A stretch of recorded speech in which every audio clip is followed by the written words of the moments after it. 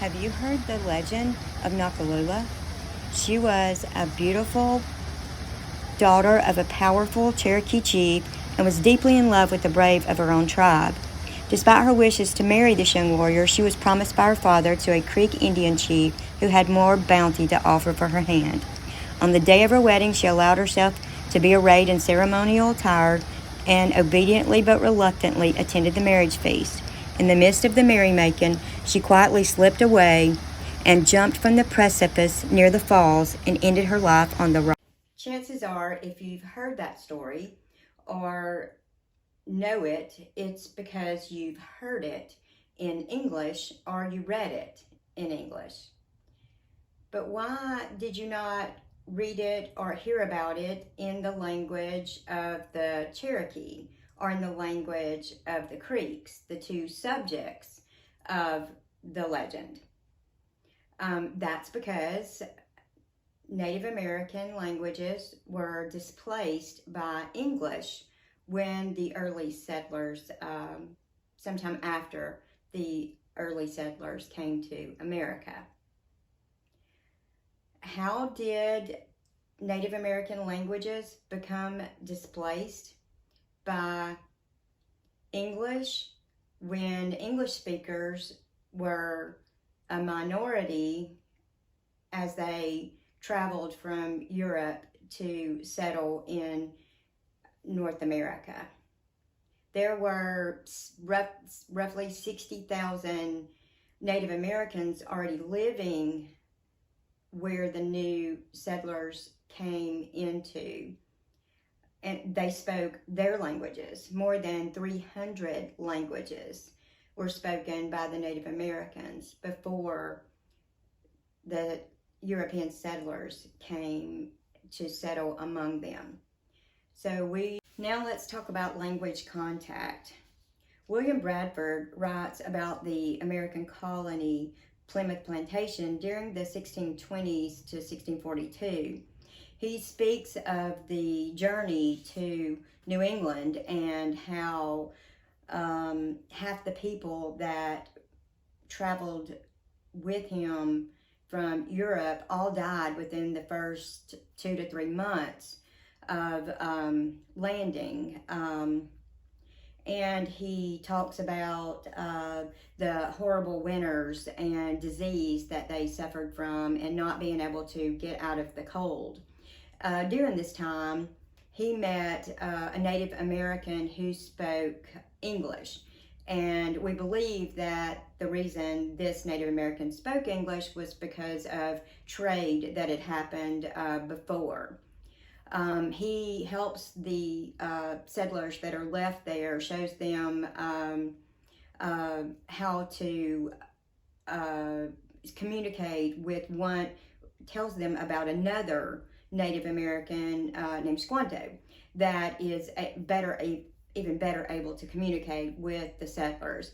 And Squanto becomes a part of their settlement and helps them, helps translate and becomes an interpreter between this colony and other Native Americans. Before the Norman conquest, religious and governmental documents were written in both Latin and English. Anglo-Saxon or Old English was spoken by the people, and after the Norman conquest, religious and governmental documents were written in Latin, and French was spoken at court and in the homes of the influential. English was spoken by peasants. And after the 100 Years' War and the Black Death, then English became the official language again because most of the survivors were peasants and lived in the country and spoke English. There were over 300 Native American languages that were being spoken during the time that the English settlers came to North America. As long as everything was peaceful between the Native Americans and English settlers, there was trading and communication for the trading. There was also missionaries that tried to convert Native Americans to Christianity, and John Eliot translated the Bible into one of their languages.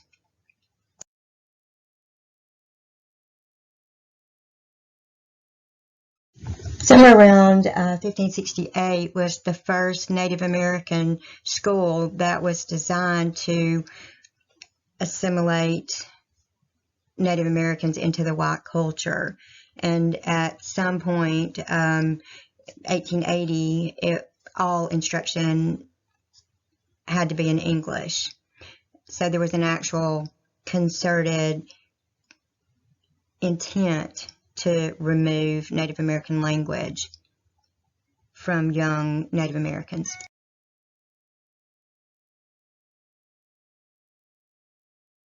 And the answer to how Native American language was displaced by English: colonialism.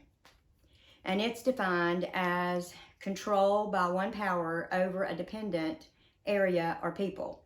And it occurs when one nation subjugates another, conquering its population and exploiting it, often while forcing its own language and cultural values upon its people. This is what I found when I researched what happened to Native American languages. It was displaced by English-speaking people that decided to control it. If you would like to find other material and read more about what happened to the Native American language, and also even the Nakalula legend, I have included some links on this last PowerPoint slide.